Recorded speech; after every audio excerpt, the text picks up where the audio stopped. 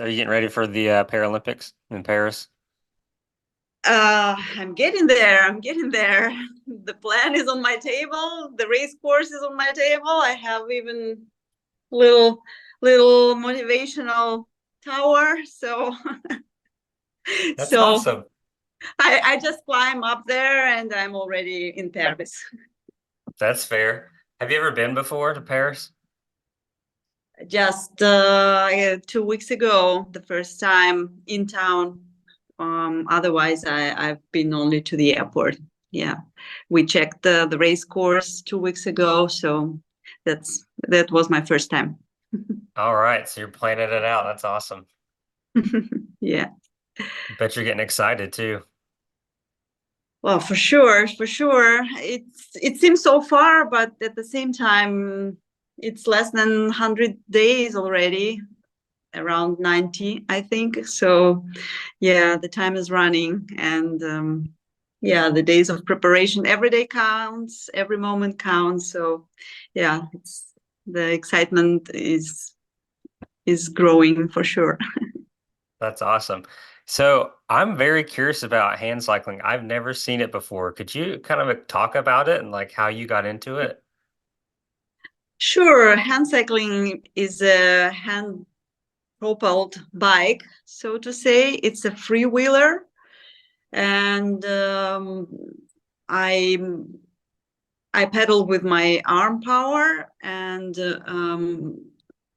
it's like if you imagine a bike upside down. So all the derailleurs are upside down, and it's just yeah.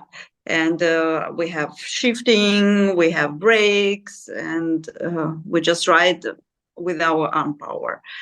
And there are different two types of hand cycles. There are recumbent bikes, the one that I ride.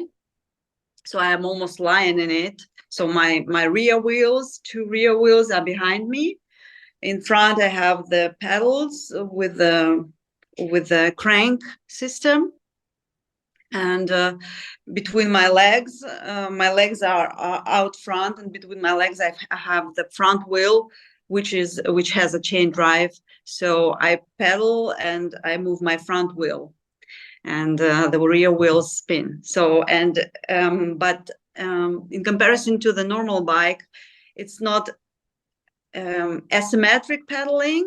It's just simultaneously with two arms. It's because if I need to turn, I have to lean the fork with the front wheel to the left or to the right.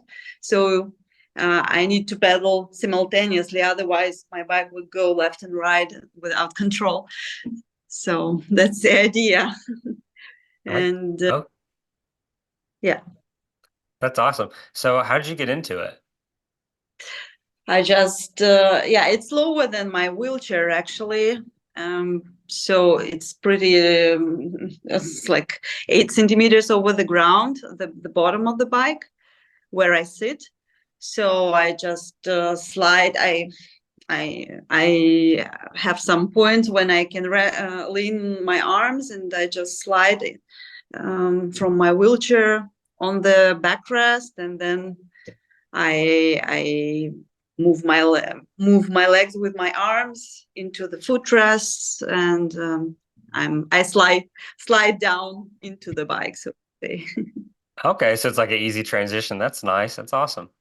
It needs some arm power for sure. It was hard for me when I started. It's like being so low, and just these transitions into the wheelchair and from the wheelchair. Yeah, you need to be able to raise yourself with your arms, and but yeah, it's possible. It's easy when you're trained for sure. I gotcha. So what was your first experience like when you went hand cycling for the first time? Definitely one word: freedom. That what I felt, it was like, wow, like I can go into the woods again, see so many beautiful places, and just with my own power, on my own, being so independent with it.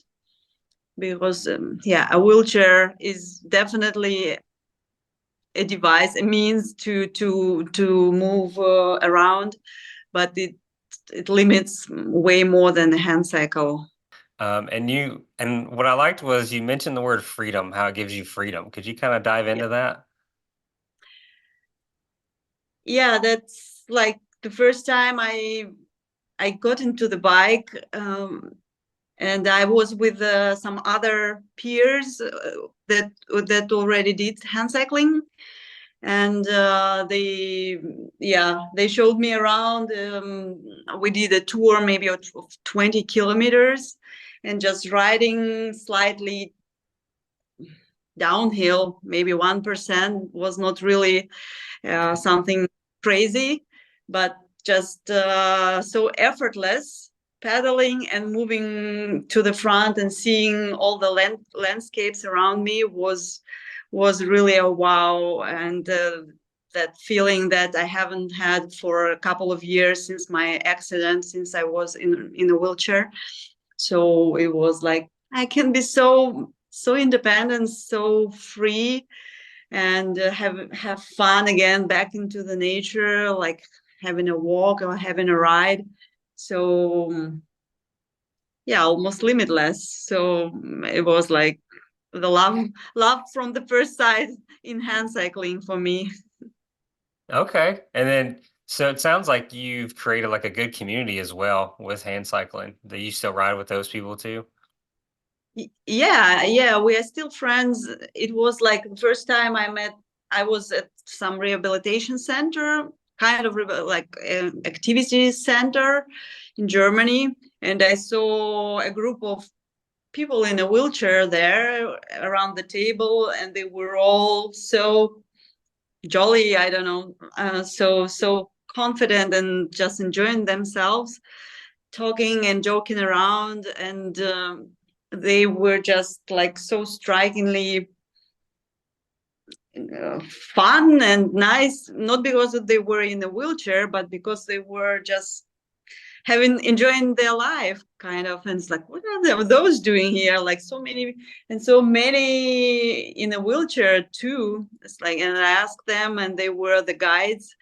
They and there were some guests that were riding maybe first time a hand cycle. Somebody had more experience, and there were different groups of different levels of riding.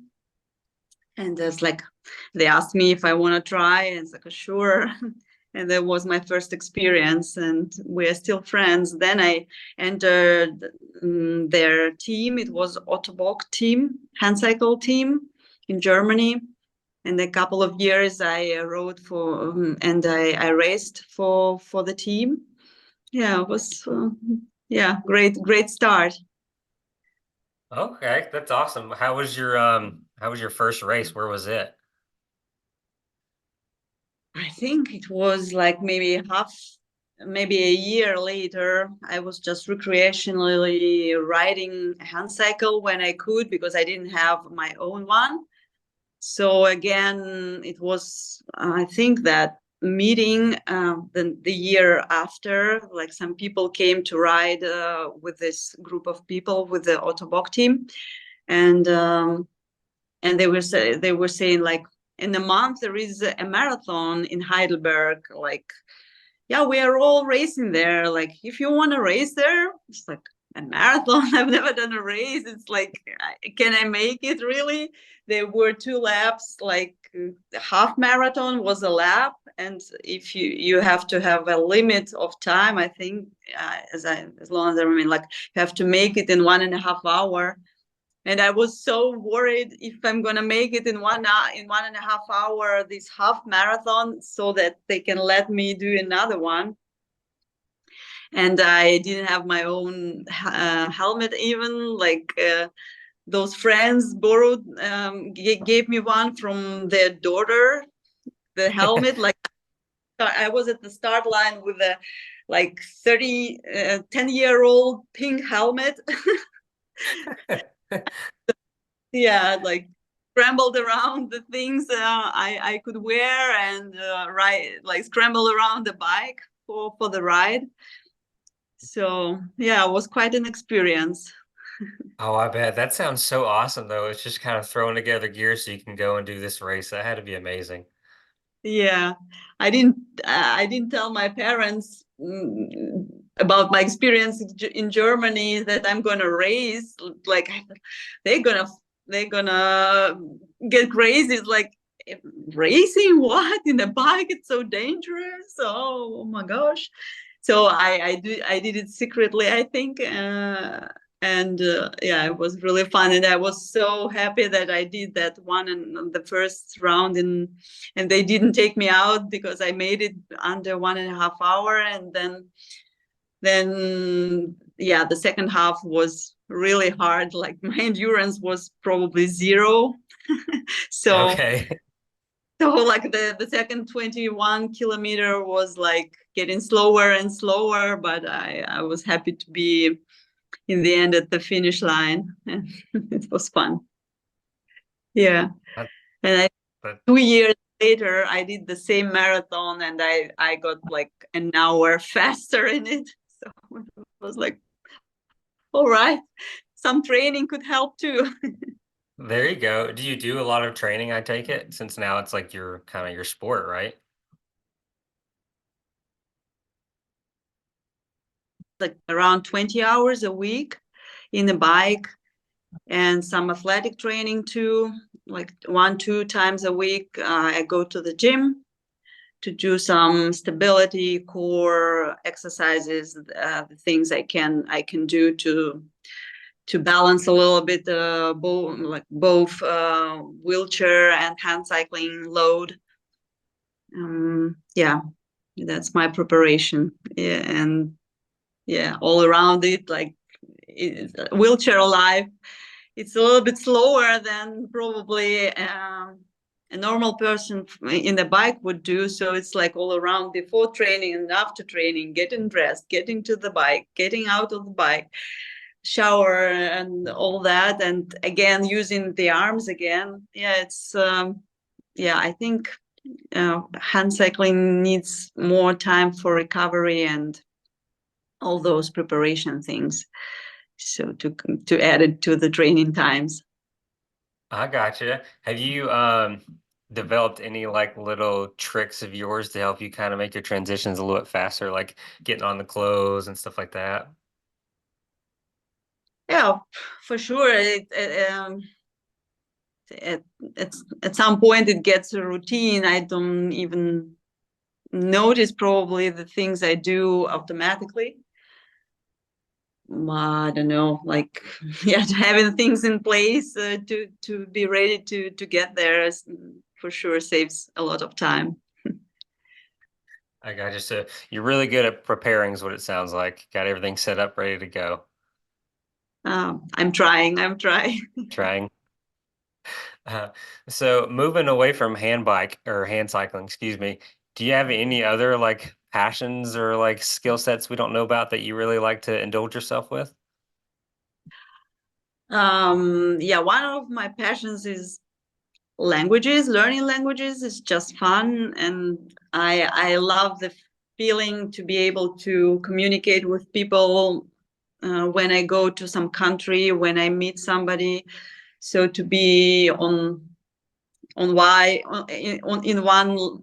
wavelength, so to say. And just that's why and I love learning languages. I do the courses. The last one I did was Italian, and I'm using it a lot because my boyfriend is Italian. So it's now 24/7 Italian language. So yeah, I can speak German and English and Russian.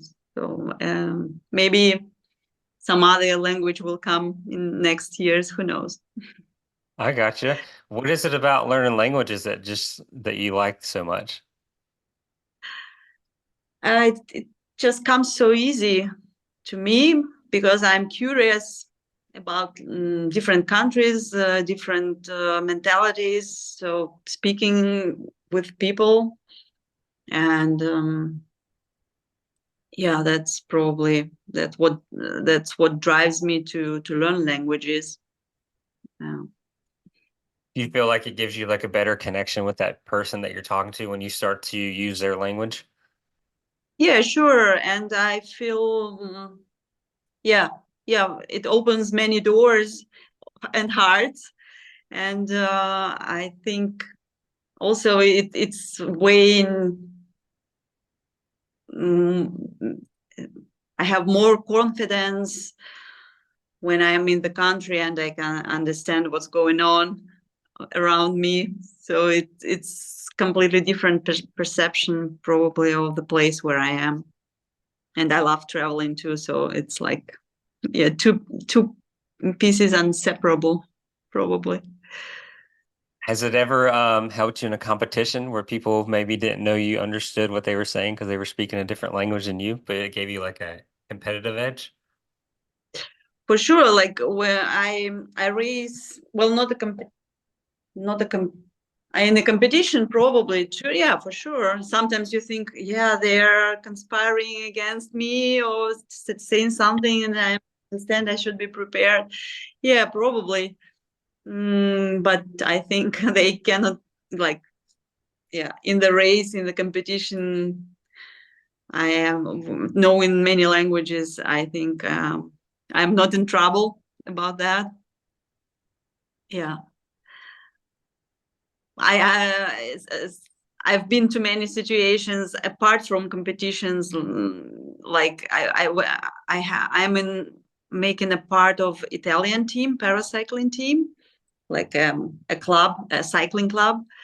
And the first time I was around them, nobody spoke English, so I was like zero Italian. So it was like in the vacuum, you say maybe some 2 3 words that you know in Italian, and then they are so friendly and they want to speak, and then the conversation starts, and then I'm like out because that's the 2 or 3 words I knew in Italian. So yeah, that's why it's always a big motivation for me to start learning language. And after situations like that, I started learning Italian to be able to communicate with my teammates, and now it's a different story. That's awesome. So it helps that little barrier. Um, have you found that it's like a little bit easier to learn a language once you've learned a couple? That makes it easier because you have like a process for that. Yeah, yeah, I'm guessing a lot of things. Probably like I developed that skill. Yeah, learn maybe reading the body language too, and yeah, guessing or making parallels from the other language into the one I'm learning. Or sometimes there are some funny like some funny things that are coming out of my guessing. So but it helps a lot for sure on the beginning, at the beginning. What's the funniest thing you've kind of like overheard or that you kind of guessed into a conversation? Oof. um Boy, I don't know. Like for example, in German, I was mixing up, um, switching like the front and the back of some phrase, and then they were laughing. And like there is like uh, coffee clutch is like a chat between the women. They like get together for a coffee and chatting, and I mixed it like, and I made it like a clutch cafe. So it's like maybe it's like a clap, Oh, a clapping coffee or something, maybe like that. So sometimes there are some funny things coming out. Cannot really remember of any now, other than that. yeah, you're just kind of like, whoops, my bad.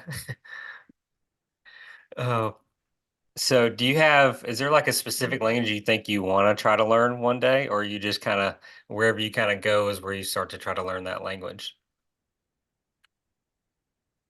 Maybe Spanish would be not so. not so difficult to learn, and Spain is not so far away. It would be interesting to learn it. You ever thought about learning like Japanese or Mandarin or anything?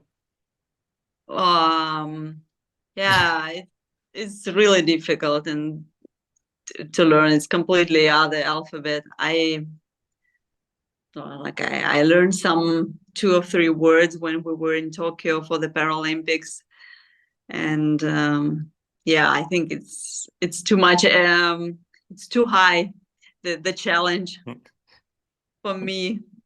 But I'm pretty attracted to get to learn the mentality of Japanese. That was pretty interesting, or to just to observe the way they behave, and maybe guessing the motivation why they behave like that. And yeah, kind of interesting. It's always interesting observing different people, different nations. Yeah. Yeah, I hear you. I really want to get your perspective on when you were in Tokyo because I lived in Japan for 2 years, and so I'd love to hear your kind of perspective on it because I thought the country was amazing. The people are just so generous and nice. Yeah, yeah, they were. We've spent maybe 2 weeks during the Paralympics, and unfortunately, we didn't have so many possible opportunities to get out of our hotel or the sports side, because it was the COVID times. So it was really, really restricted to the hotel and the parking lot around the hotel, and just the sports side. We couldn't get out to see many things, but just interacting with the volunteers that were helping there was quite interesting. It was amazing to observe them when you have a request, and the answer would be no. Like, they know it's a no. They have to refuse, but they are really struggling to say no. They would never say no, and they are like explaining in many phrases, or in signs in English, and everything. And yeah, it's like half an hour to get a no. It was interesting. And then a little bit their mentality, like if you ask one volunteer for something, like ask a question, it was like almost never that you get an answer from him, because he has to consult with the others, and they like the other consult with the others, and it's just like um yeah, a beehive at the end. It's a little meeting already, and they take the decision all together, or maybe there's some supervisor that takes the responsibility. Kind of very um yeah, not like we are used to make like individual decisions. We are so much individuals in Europe, uh, and and that's probably a difference that I noticed about them. I don't know if you can confirm that. Yeah, I can confirm that they have to make a decision kind of collectively together, which is very interesting. But it's kind of good because then they can all kind of together figure out what might be the best solution. So, For sure. um, did you where you were in Tokyo, were you close enough to see Mount Fuji or at least the outline of it? Yeah, we were just at the foot of Mount Fuji at the lakes over there. It was absolutely stunning view out of the hotel. And yeah, we had a little passage along the lake. Beautiful, beautiful place. Yeah. Oh, that's awesome. Yeah, their country's so amazing. Yeah, it was a great time. Um, thinking about my memories back there, it was really great. Um, and then I It's just always lost my the competition. Like it's such a pity. I always go to great countries, great places, and it's like for the races, and it's like your focus should be really on the race, and it's like, okay, I have to come back to this country, it's so beautiful, and like make a vacation. And it's like every time I go somewhere, it's like I have such a big list already of vacation places where I race, because it's like, yeah, it's really so hard to be a tourist when you're an athlete. It's yeah. So, but Japan was definitely the place I would go for vacation, for sightseeing, to see them, to see places, and not to be focused on training and rides and performance. So, how long is your bucket list of travel destinations from all your races? Do you have like a list set aside?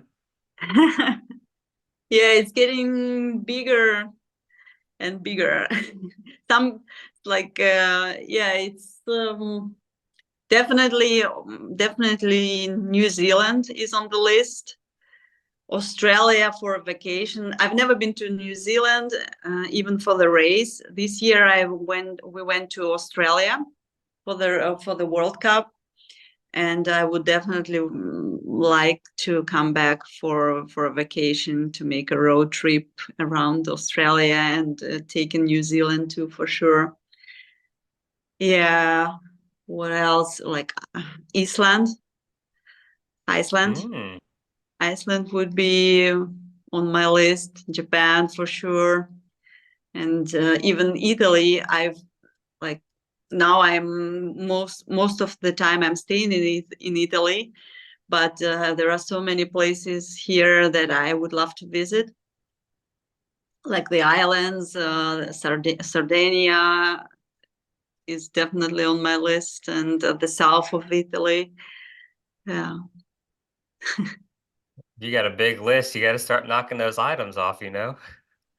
Yeah, some things just sometimes emerge, some travels that were not on the list, so I just take what comes too. So That's fair. So, out of all your travels, which country do you think had the best cuisine or food that you liked so much?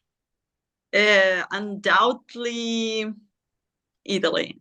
I think like Italy is really for everything, for desserts, for the pasta, and they are so precise about their dishes. And yeah, I love Italian cuisine. Is it a lot of it homemade? Is that why it's so good, you think? I think so. Yeah, like every family has keeps their traditions, and that makes lots of dishes, cooks at home. Yeah. What's your favorite meal you've had since you've been in Italy? As an athlete, lots of pasta. I like spaghetti aglio olio. It's pretty simple, and it's quite spicy. So I like it. The things that I cannot, unfortunately, I cannot eat a lot is tiramisu, the dessert, which is really good. Um, yeah, there are. There is a dessert here in Emilia Romagna, which is called the English soup, in translation, zuppa inglese in Italian, and it's not a soup at all. It's more like tiramisu with some liqueur. With it has a red color, the liqueur, and it's really good. So I'm very curious. I saw that you went climbing one time on your Instagram. I saw a picture. I got to hear about this story just because that's my hobby and I love climbing. So, what was your experience like? Yeah, it was amazing. If I have the possibility again, I would turn for sure to try it again on the wall. Maybe not outside, I think it's too difficult to climb outside, being a paraplegic. But I loved it. It was great experience. It was at the university in Innsbruck, and we have it was like maybe 6 meter wall, and the student, like it was a course where the students had to prepare some kind of sports, one sports, and try it with different disabilities, like inclusive exercise, sports exercises with different disabilities. So I was trying it as a paraplegic. There was somebody who simulated not having an arm, a leg. So it was interesting for all of us. But for me, for sure, well, what I understood, like I can only climb. It's way easier to climb on the overhanging wall because my legs are not in the way getting up, and it's really hard. And what I loved about that, I had kind of like every time I got to some point and I had to change the hook, like to I don't know the English term about that, like to refix it to the yeah, like there is a rope, and it's like you go along the rope, and then you have to refix Mm. what. We're using ice pick axe kind of thing, ice climbing. Okay, it's not ice. Yeah, it's the root, and around the root you have the hooks, right? And you have the rope that's going along it. Oh, okay. Were you using just your hands, or did you have tools to climb with? No, I was using the hands. I was Okay. grabbing. Yeah, and I was secured with the belt that had a rope going along the route. Oh, yeah, yeah, yeah. Okay. You're on top rope. I gotcha. Yeah, so the rope was Yeah, coming down. yeah, yeah. And you have to refix the rope, top rope, and higher, for example. So it was like, oh my god, what's happening? It was like adrenaline and panic. But then when you can make it, and then you keep pushing yourself up, uh, it's so much concentration on every move you make and every effort, and it's like make it or you fail and you fall, and it's like one or never chance, and it's really you forget about everything. So like it's this this mindfulness effect for sure. It's like you are now and here doing these things, and it's amazing. That's and then like going higher and higher, for sure it was my feeling of going over my limits too. Like I had a little bit of fear of the height, getting higher, but then it's like okay, it's nothing happens, and I'm 1 meter higher again, and another meter, and it's really the feeling of triumph, of success, getting up there and like cheering. Yeah, being 100% in this process at the moment, for sure, was a great thing.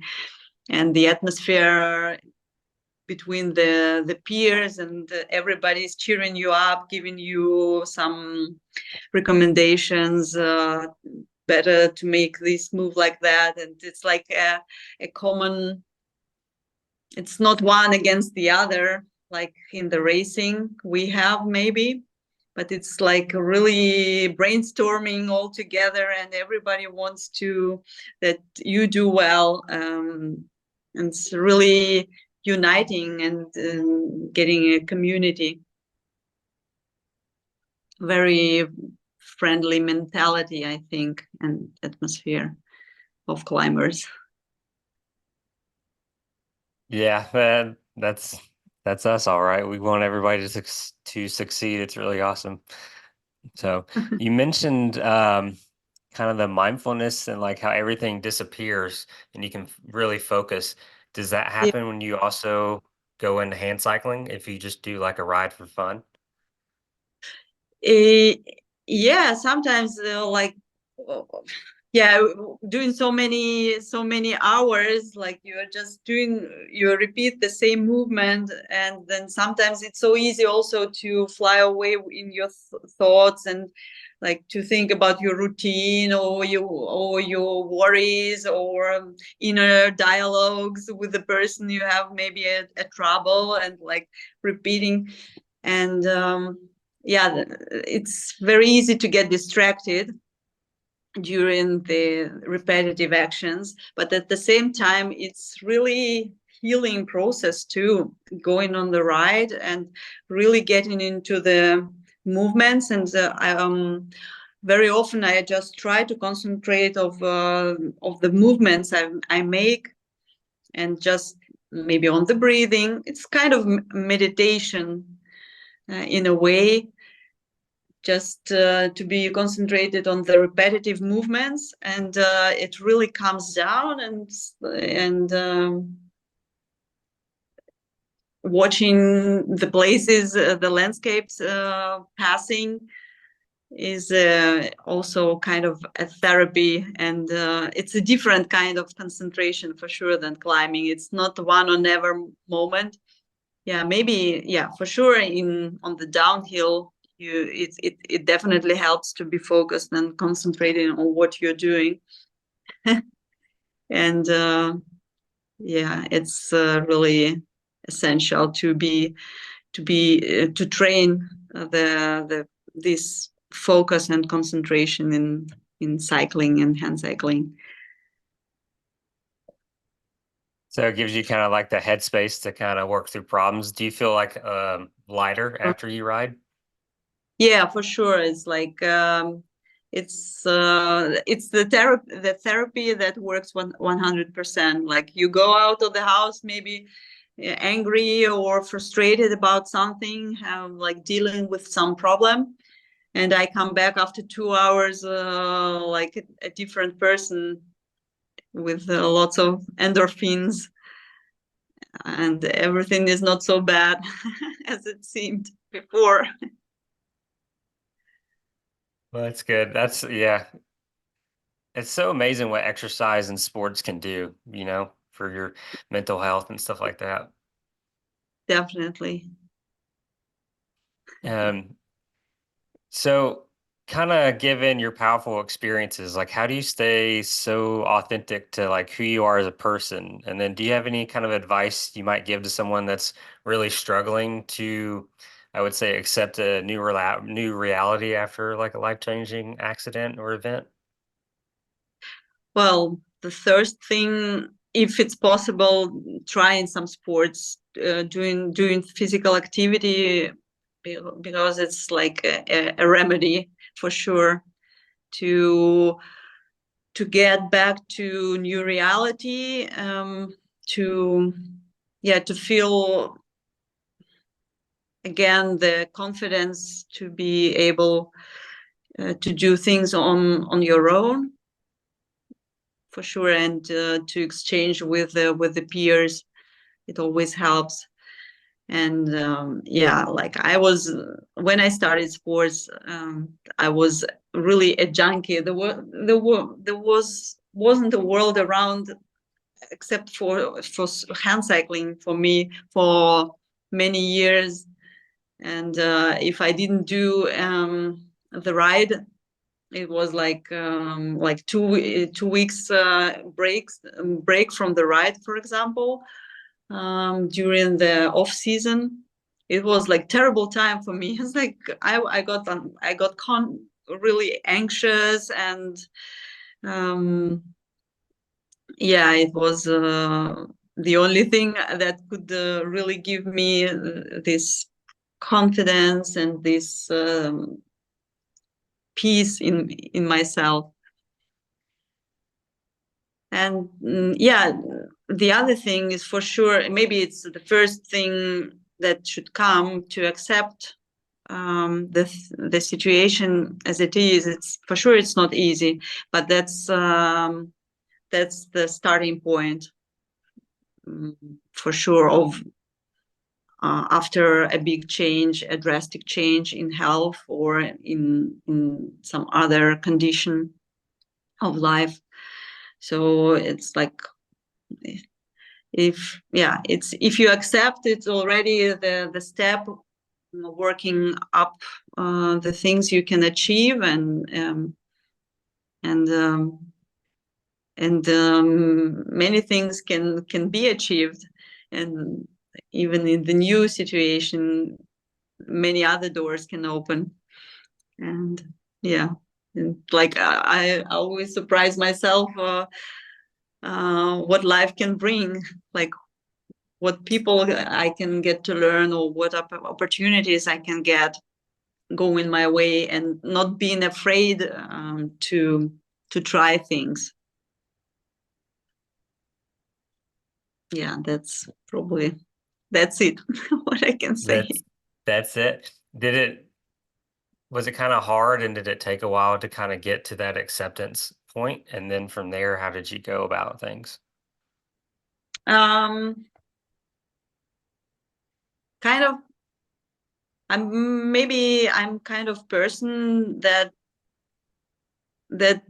just deals with things, and like maybe quite optimistic and curious about the life, and it's just too pity to lose, to close myself in my regrets, what went wrong. So it was not really hard for me to accept being paraplegic, having this accident, and just like I started from there, and it was kind of a survival um, a fight for my survival. And so it's when you're in this extreme situation, you just start, maybe the regrets come later, these psychological depressions, they can come later, but at the point you just kind of have really structured plan in your head. Okay, first, like your priority is, I have to do this to get, like, I don't know, to get out of this situation, of, yeah, step by step. And like I cannot think about these these emotions. My first goal is just, I don't know, to heal the wound. I have to get this surgery, then to recover, to start this therapy, and step by step work myself up. So, and yeah, big advice for sure, to maybe to work with some expert in psychology, to to talk through the emotions you have, to get them out. That helps for sure.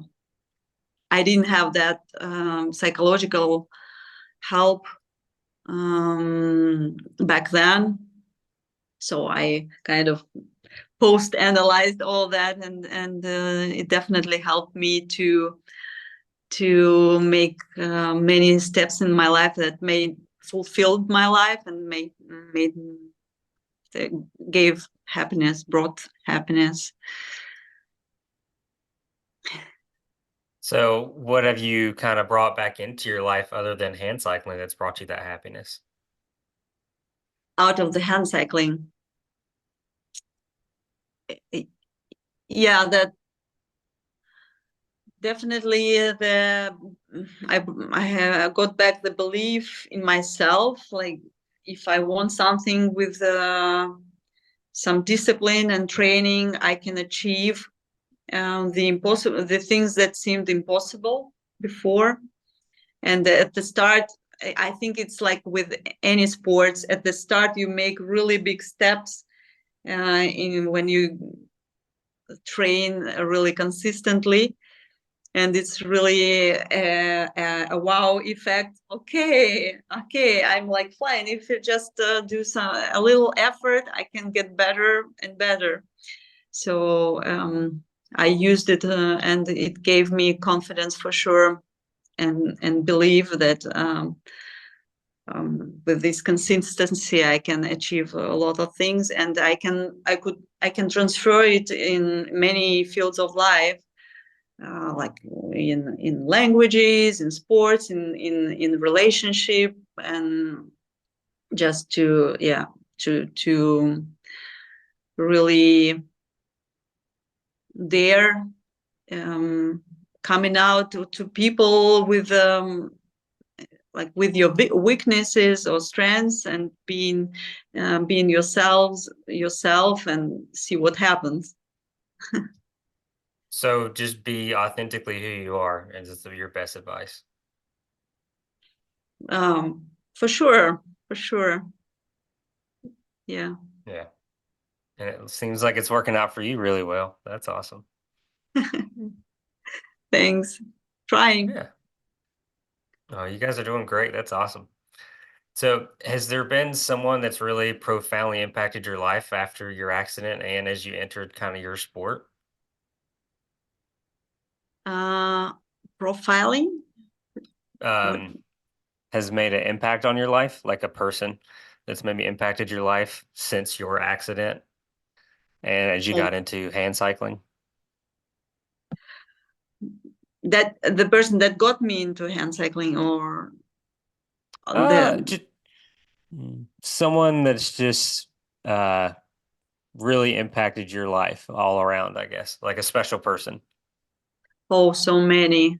Actually, through the sports, I've learned so many amazing personalities, like all different countries, and yeah, mostly athletes, but every Paralympic athlete has a really a story before the sports, and it's yeah, my good friend from Poland.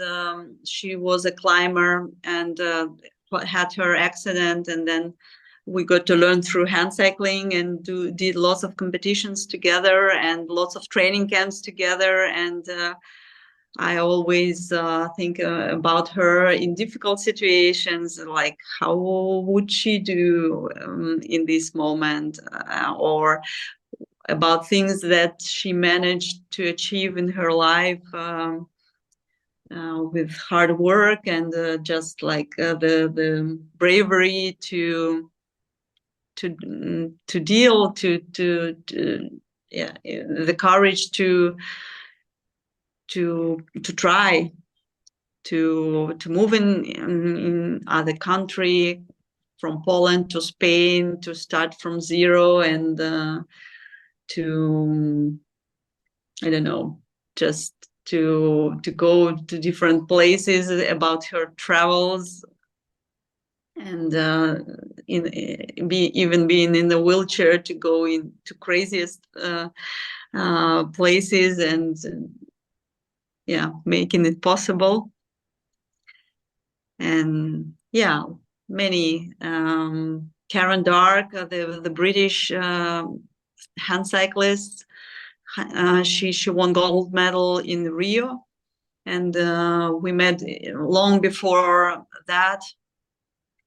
Um, she gave me a lot of motivation for sure.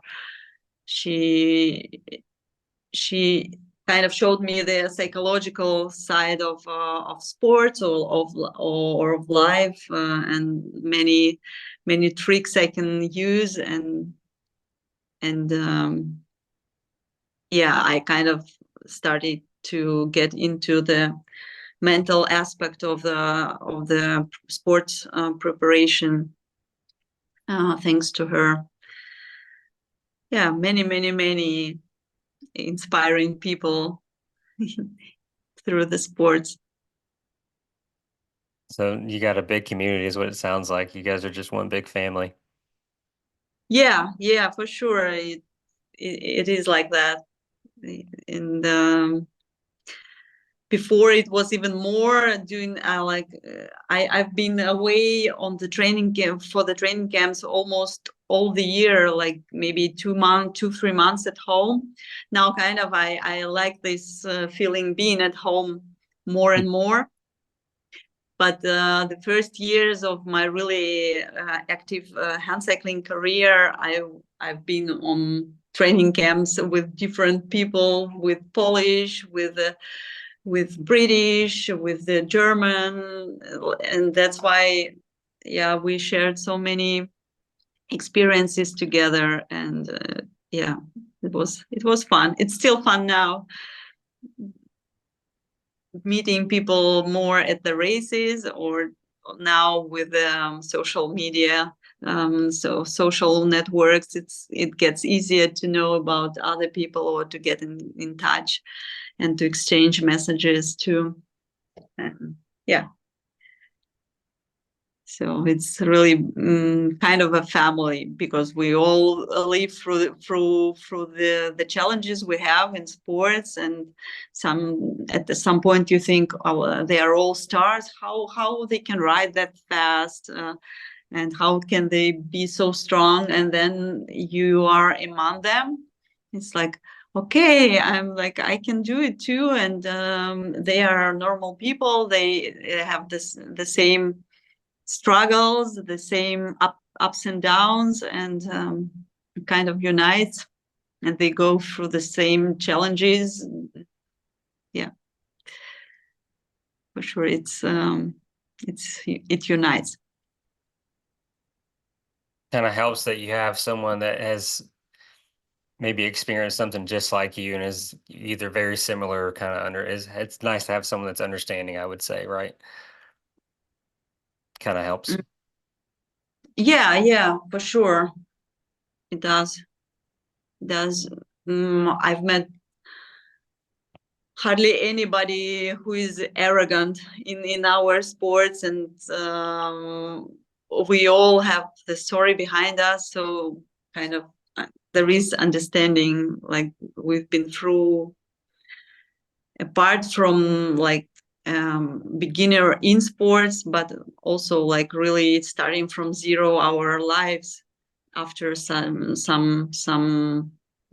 yeah, injury or disease or whatever it is that brought us to Paralympic sports, or to brought us to being a person with a disability. I really like that statement that you said there's no one is arrogant. I really like that. Hardly, I think like, okay, cycling in generally, I think, is a kind of sports, endurance sports, that you really have to train hard, work hard, to race hard to be able to achieve something. So it's not it's it's not it's not so much about money. It's really hard work, and kind of mentality probably an arrogant person would never do. Maybe like climbing, I think I hardly ever met an arrogant climber. They're out there. But I Yeah, well, don't think, yeah, not in the I adaptive world though. think. Yeah.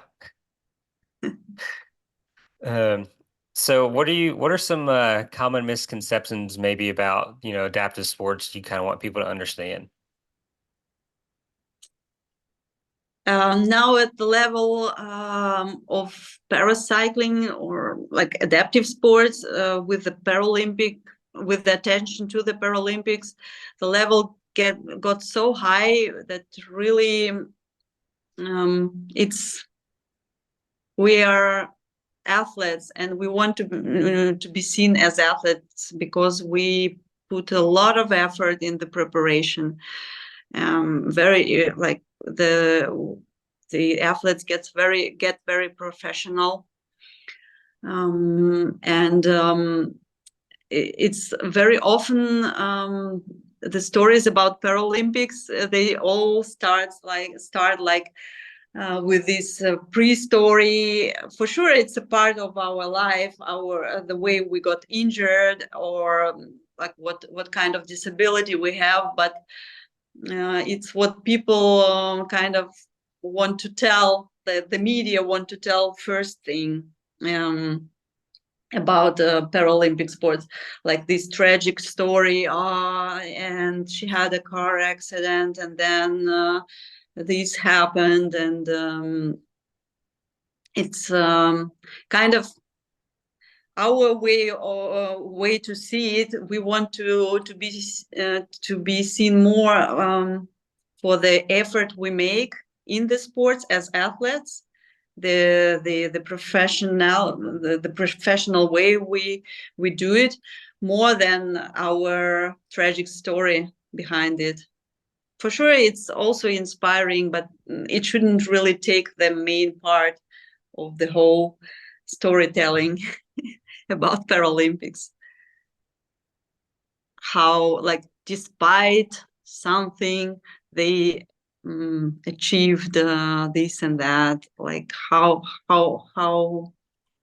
they are like they're heroes because they, despite of this big drama, yeah, they got up there. I Okay. don't know what I mean. Yeah, I understand.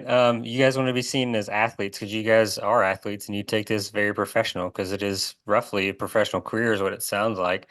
So could you kind of do like a deep dive on and speak on your professionalism as an athlete and how you approach being an athlete? Yeah, I it's like my day is all around my preparation, my training. It's I have a coach, and an athletic coach that we really do the professional testing of my fitness, performance testing with all. Once in 3 months, I go to him, and we have like yeah, up to date data for making the plan for the next maybe 2-3 months of our preparation, with lactate and VO2 and everything, and make a plan about that. We follow the strength and preparation with my other coach in Tyrol, in Innsbruck, at the Olympic Center, and he's very creative about making a special program for my needs, and really balancing maybe the weaknesses I have through the disability I have, and really we try to specialize on my position in bike, and adapt many exercises to develop my skills, really tailored for what I'm doing for hand cycling, or maybe for different course. Yeah, that's about the preparation there. Like I really need to watch what I'm eating, I have, kind of. I already know I don't have a nutritionist now, but I kind of know what my calorie intake and expenditure and what I need about vitamins and to have a balanced diet. I work with a psychologist once a week. Um, yeah, just to process all the things that are happening not only in my sports but around in life, to be as efficient as I can be in my preparation and towards the races we discuss the issues that can come up, and it really helps and to make this to have this mind game under control. Yeah, that those are the things, and the technical things about the bike. It's almost everything is tailored made, custom made for me, to have the shape of the frame and to think about the aerodynamic elements. Yeah, lots of things, and every little margin can bring the some advantage in the times or at the finish line. Do you have a maybe like a ritual that you do before every race? Uh, yeah, for sure. I'm better prepared. I developed this ritual before I went to Tokyo to start my day with breathing meditation to get myself on the task, on the topic, and just and also to be aware of what this anxiousness can bring, what emotions it can bring, and really to have it under control. That I think that's the first thing, and then maybe and I also make the list, and of the things that I need to do on the day that I race, kind of to have my mind less scattered and torn between the things, and not to get into this anxiety and chaos. Like, what am I doing?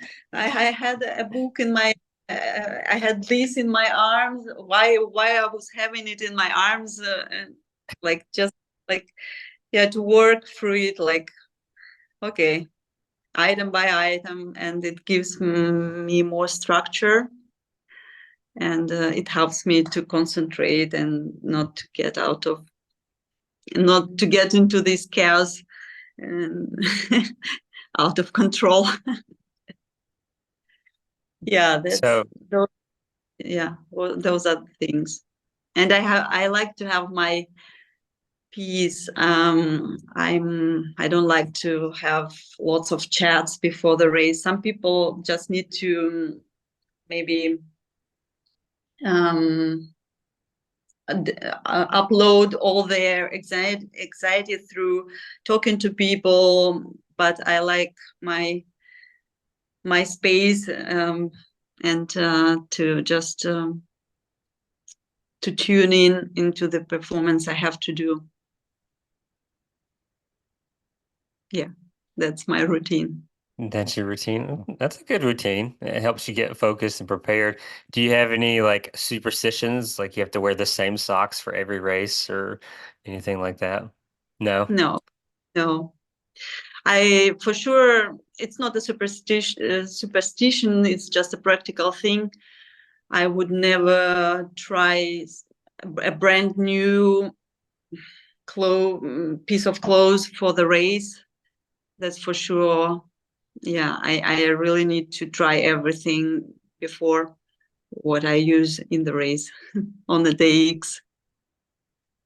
Well, that's good practice. That's a good that's a good idea. Is your now the do you guys wear a suit for your hand cycling races? Yeah, it depends. Yeah, for time trial, I prefer to wear a suit, body, time trial body. Yeah. Okay. Otherwise, it's normal bike clothes with that we use. Very aerodynamic, I would say. Yeah, yeah. Having really skinny legs that most paraplegic person have, we need to take care that the shorts are not really flying in the wind. So to have the right size of it, or to get it cut, tailored, and yeah, that's Okay. important. That's something I would definitely like to really maybe expand upon. As you said, you had to get things tailored. Could you speak on that? Kind of what you guys have to go through to get specific stuff for your sport? Well, I'm not very professional in that issue. I just get take the clothes that I get from the national team, for example, for the races, and I go to a person that can um, change it for my size a little bit, and that's it. But my teammates, they are really like the guys. They try different suits in the wind tunnel even, and different materials that work, and yeah, and they even get it made really at the factory that makes the back clothes, special time trial suit or race suit for them. Oh, okay. But you're like, nah, I just get what I get and then I get it tailored a little. It works, yeah, it works well for me. I like the bike shorts, it's fine. So yeah, I'm my budget is not really that big yet to be to afford this kind of stuff. So that's fine. That works fine for me now, the way it is now. I gotcha. Yeah. So are you sponsored as well? I have some sponsors. Yeah. Um, I'm I'm really happy to be going to Paris with the Ottobock company on my side. They do prosthetics and wheelchairs, and I get the wheelchair for them, and I can work on some pieces of my bike with them, which is really cool.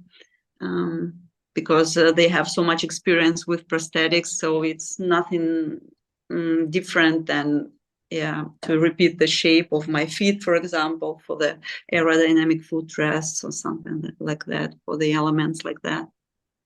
Oh, that's really cool. Yeah, and we get some support from the Sporthilfe in Austria. The successful athletes can get the grants or stipend. I don't know.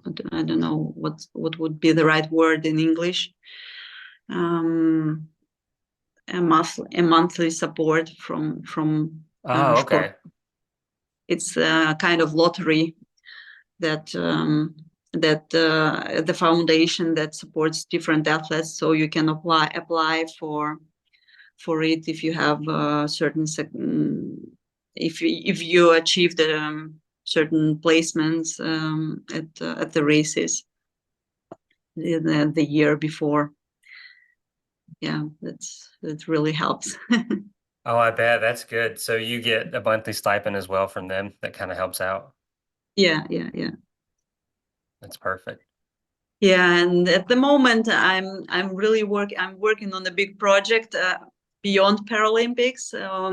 I want to set a world record, an hour record in my hand cycle on a track. So, and I'm looking for sponsors that will support this project. because it's really cool. We've never, all the races are different, all the race courses are different, and there is no kind of measurement, a certain standard, like in athletics, for example, or like in swimming, that you make 100 meters in that time. You know what I mean?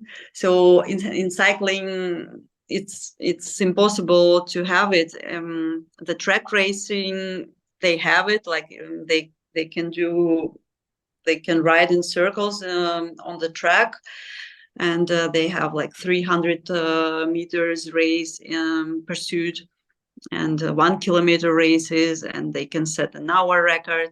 And I thought it would be a great thing if I would try it on the track. So ride for an hour as fast as I can, and set an hour record in my HandCycle. The man already did it in the HandCycle, and the actual record is like almost 48 kilometers that the guy rode for an hour. So, well, let's see where I can get. Okay, Um, that's awesome. And so you'd be the first female to do that for the yeah, hour? yeah.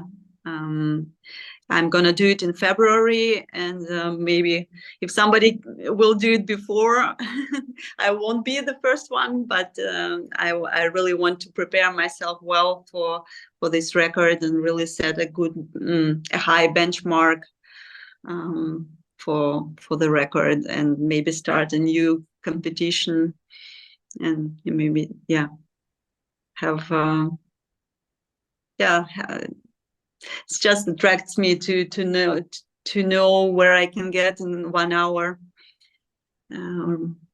Yeah, what my body is capable of riding on, really on the edge for an hour. Yeah, and what speed I can get. Okay, that's a lot. An hour of just hand cycling. Okay. Yeah, riding in circles Oh, you're will not be gonna get really, too yeah. you won't get too bored, will you? No, I don't think No. so. Like,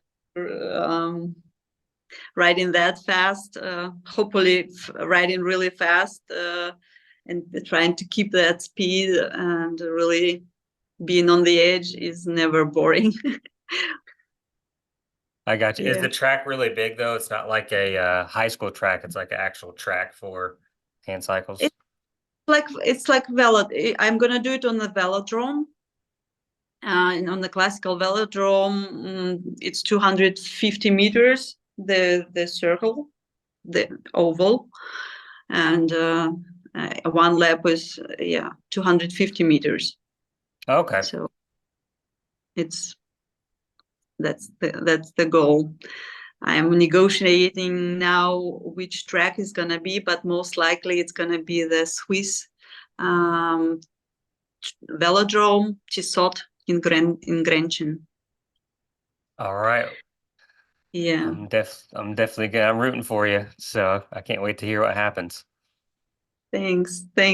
Yeah, it would be great if it happens. It's a lot of investment. It's a lot of preparation. So, I hope we can get the sufficient funds for that, because the idea was like, oh, that's great thing. I'm gonna do it like in 3 months. I thought it last year, after I won the overall World Cup in hand cycling, and I couldn't race at the World, so I was bored, kind of like I needed a goal.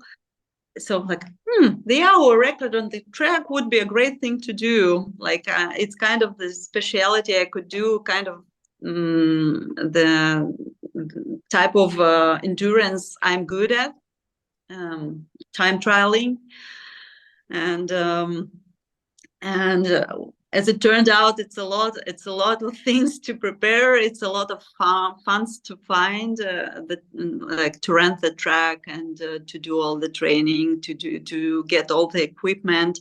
It's a fixed gear wheel, so it's different as the road racing. And yeah, kind of got pieces together, starting getting pieces together now, but I had to postpone it because it was really unrealistic to do it in 2-3 months on my own. And yeah, we are getting there. Perfect. Are you working with your sponsorship too to kind of get your bike set up for it? Yeah, a little bit. Yeah, I I now I got one wheel, the material, but as I was talking before, now we're gonna get some aerodynamic elements that will help, like the footrest, and we'll see what else we can improve in the bike in this aspect for sure. Carbon bike, the USA company, they are also really supportive with their ideas, and yeah, help to make changes on my bike. That's the bike I'm riding. Yeah, and we'll see who can support us too. But it will be great if people maybe who listen to your podcast, if they want to know more about that, they can go on my website and check out what's going on, and maybe reach out to me if they have some idea of how they can support this crazy idea of mine. Oh yeah, definitely. You just send me the link through to the Instagram, and I'll make sure it gets attached to everything on the YouTube and stuff like that. And then yeah, we can definitely help out. Would be great. I will send you. Thanks. Yeah. So I just got one more question for you, and I just want to know, is there like maybe some type of legacy you want to leave in the world of like hand cycling? And then, is there a way you're trying to inspire other adaptive athletes? Oh, Hmm. uh, like every day I'm trying to move my own limits, and it gives really a big satisfaction and fulfillment to look back and see what I thought will be so like really impossible, and I've like with little steps every day I achieved, and it turned out not that hard, and learning it's a learning process. So that's nobody is born a world champion, but I think really working hard and really, yeah, setting a goal and having doing things with passion, like finding the things, the thing that you like and that you are good at, and do it with yeah, with joy, and will be the way to success. And then and anybody can get a world champion, and what a person really is keen on with the work, and yeah, courage just to Perfect. try. Yeah, So don't let fear hold you back and just try and go for it. yeah, for sure. Perfect. Well, I appreciate your time today and talking to me and getting to know you. It was really amazing. I really appreciate this opportunity. Thanks, Ben. Thanks for inviting me Yeah. to your video podcast. It was great chatting with you. Awesome. Thank you. You take care. You too. Bye bye. Bye.